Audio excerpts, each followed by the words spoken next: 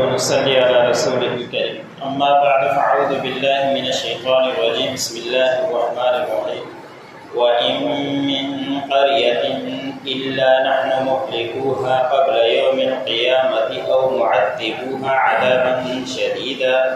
كان ذلك في الكتاب مسطورا وما منعنا أن نرسل بالآيات إلا أن كذب بها الأولون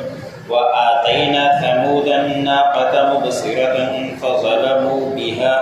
وما نرسل بالآيات إلا تخويفا۔ سورۃ بنی اسرائیل کا درس چل رہا تھا۔ اسی سورۃ کے آیات نمبر 58 اور 59 تلاوت کی۔ ان آیتوں کے اندر اللہ رب العزت نے فرمایا کہ قرب قیامت سے پہلے کوئی بھی بستی ایسی نہیں ہوگی کہ اس کو ہم ہلاک نہ کر دیں، ساری کی ساری بستیاں ختم ہو جائے گی اور یہ جو بھی دنیا کے اندر ہے سب کچھ ختم ہو جائے گا، یا یہ کہ ہم ان کو دردناک عذاب دے کر ختم کریں، یا اگر اس وقت عذاب نہ ہو تو قرب قیامت سے پہلے تو سب نے ہی ہلاک ہونا ہے، تو وقت آئے گا تو پھر اللہ رب العزت ان تمام بستیوں کو ہلاک کر دے گا۔ اور یہ بات اللہ رب العزت نے فرمایا کہ لوح محفوظ کے اندر محفوظ ہے، لکھی ہوئی ہے کہ قرب قیامت سے پہلے سب بستیوں نے ہلاک ہونا ہے، سب ختم ہوں گے اور قیامت قائم ہوگی، پھر چل کر سب نے حساب دینا ہے۔ پھر ان میں سے کچھ بستیوں کے اوپر نافرمانیوں کی وجہ سے عذاب آئے گا دنیا کے اندر ہی، پھر عذاب کے اندر تباہ ہوگی۔ اگر کسی کے اوپر دنیا کے اندر عذاب نہ آیا تو قرب قیامت کے دن قرب قیامت سے پہلے سب نے ہی ختم ہونا ہے۔ اگلی آیت کے اندر ہے کہ آپ صلی اللہ علیہ وسلم کے پاس مشرک کافر لوگ آیا کرتے تھے اور کہتے تھے کہ آپ ہی کہتے ہو کہ پہلے نبی گزرے ہیں، ان کے ہاتھ میں لاٹھی ہوا کرتی تھی، پھر وہ اسلحہ بن جایا کرتا تھا، اور ایسے ہی آپ کہتے ہیں کہ ایک کسی پہاڑ سے نبی کے معجزہ ظاہر ہوا، اس پہاڑ سے اونٹنی نکلی تھی۔ ایسے ہی آپ کہتے ہیں کہ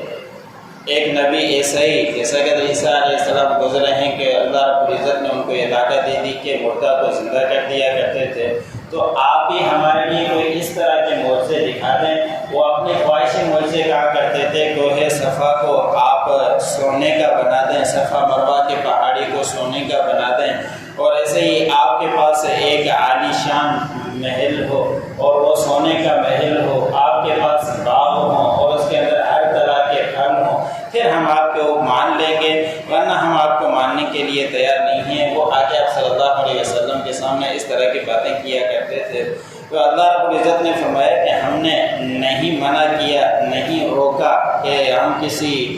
کوئی نشانیاں دے دیں ہمارے بھیجے ہوئے پیغمبروں کو، مگر یہ کہ جو اس سے پہلے گزرے ہیں انہوں نے جھٹلایا ہے، اور پھر جو خواہشی معجزہ مانگے اور پھر جھٹلا دے، پھر اس کے بعد وہ قوم تباہ ہو جایا کرتی ہے، پھر وہ قوم دنیا کے اندر رہتی نہیں ہے۔ جس نبی سے خواہشی معجزہ مانگا اور انہوں نے اس کی ناقدری کی، اس کے اوپر عمل نہیں کیا، تو اللہ رب العزت نے ان بستیوں کو تباہ برباد کیا ہے۔ ایک مثال اللہ رب العزت نے فرمائی کہ ہم نے قوم سمود کو، صالح علیہ السلام کی قوم کو اونٹنی دی تھی، اور وہ دیکھنے کے لیے، عبرت کے لیے، لیکن انہوں نے اس کے ساتھ زیادتی کر دی۔ حضرت صالح علیہ السلام کے پاس قوم سمود کے لوگ آئے اور آگے کہا، اس کا تفصیل دوسرے مقام پر ہے، یہاں مفسر اللہ رب العزت نے بیان فرمایا ہے کہ وہ آئے، آگے انہوں نے کہا کہ ہم جس پہاڑی کے اوپر ہاتھ رکھیں اس پہاڑی سے آپ ایک اونٹنی نکال دو، اور پھر نکلنے کے بعد بعض روایتوں کے اندر آتا ہے کہ وہ بچہ جن لے، اور بعض روایتوں کے اندر آتا ہے کہ اس کے ساتھ بچہ بھی موجود ہو، پھر ہم آپ کی بات کو مان لیں گے۔ حضرت صالح علیہ السلام نے بڑا ان کو سمجھایا کہ تم یہ خواہشی معجزہ مانگ رہے ہو، اگر یہ ہو گیا یہ میرے اختیار میں نہیں، لیکن اللہ رب العزت نے اگر یہ کر دیا ہم دعا کر سکتے ہیں، اگر ہو گیا تو پھر آپ لوگوں نے ماننا پڑے گا، اگر آپ لوگوں نے نہیں مانا تو پھر تم سارے کے سارے تباہ برباد ہو جاؤ گے، ہلاک ہو جاؤ گے۔ انہوں نے کہا کہ ہم مان لیں گے، اور پھر کوئی ایک دن ان کے لیے مقرر ہوا اور سب لوگ اکٹھے ہوئے، چھوٹے بڑے، ہنستے مذاق کرتے ہوئے پہنچے کہ ہم چل کے دیکھتے ہیں کہ پہاڑی سے اونٹنی کیسے نکلے گی، اور انہوں نے اپنی ہی خواہش کے مطابق ایک پہاڑ کے اوپر ہاتھ رکھ دیا کہ اس پہاڑ سے ایک اونٹنی نکلے، پھر ہم مان لیں گے۔ اللہ رب العزت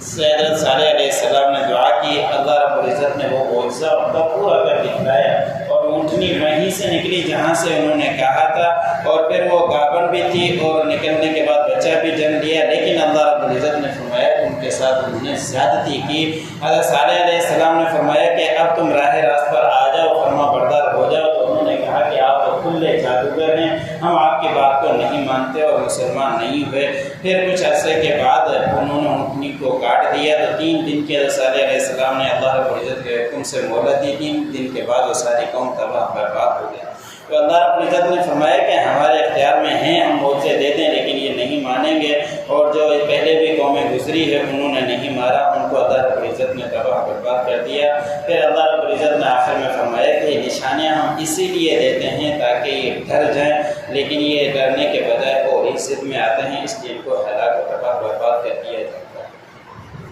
وَإِن مِّن قَرْيَةٍ إِلَّا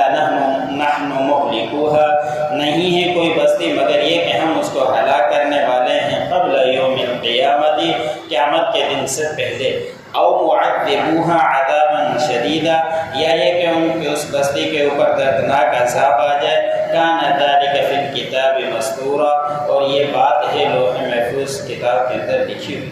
وَمَا مَنَعَنَا أَن نُرْسِلَ بِالْآيَاتِ إِلَّا أَن كَذَّبَ بِهَا الْأَوَّلُونَ، نہیں ہم نے روکا کہ ہم بھیجیں نشانیاں مگر یہ کہ اس سے پہلے لوگوں نے جھٹلایا ہے۔